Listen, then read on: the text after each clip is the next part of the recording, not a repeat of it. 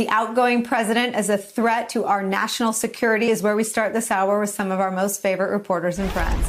Ben Rhodes is here, former Deputy National Security Advisor to President Obama and an MSNBC contributor. Also joining us, Elizabeth Newman, former Assistant Secretary for Threat Prevention and Security Policy at the Department of Homeland Security, now an advisor to the Republican Political Alliance for Integrity and Reform. And John Heilman's back, NBC News and MSNBC National Affairs Analyst, Executive Editor of The Recount, and host of the Hell and High Water podcast. Let me start with you, Ben Rhodes, because I've been riveted by your Twitter feed.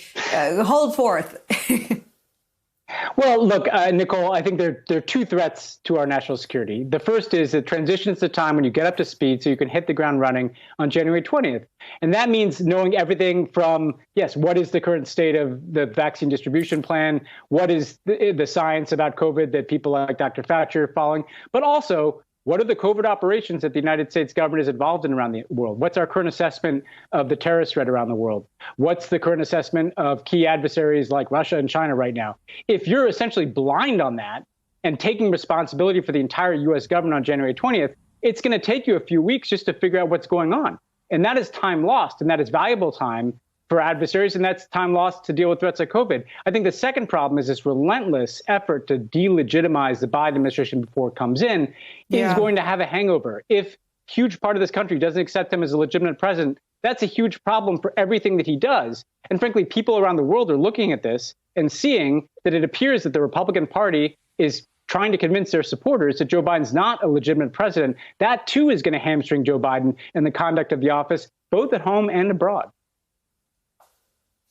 Ben, I want to ask you specifically about Brett McGurk's op-ed. I mean, he invokes the 9/11 Commission report because the 9/11 Commission found that one of the, as it went back and sort of unpacked all of the various things that contributed to the attacks of 9/11, one of them was this shortened transition. I mean, it is no joke to say that Donald Trump's conduct could kill people. No, with COVID, it's very clear. I mean, it already has, but he's delaying Biden the information he needs to be the best president managing COVID response on January 20th. Believe it or not, Nicole, I'm actually old enough. I worked for the vice chair of the 9/11 Commission at that time. And part of what was happening is that the al-Qaeda threat was building at that time. And the Bush administration was a bit slow, of course, in getting up to speed and putting in place a counterterrorism strategy. And they assigned part of the reason for that to the fact that it took a month before the transition really began after the Florida recounts were done.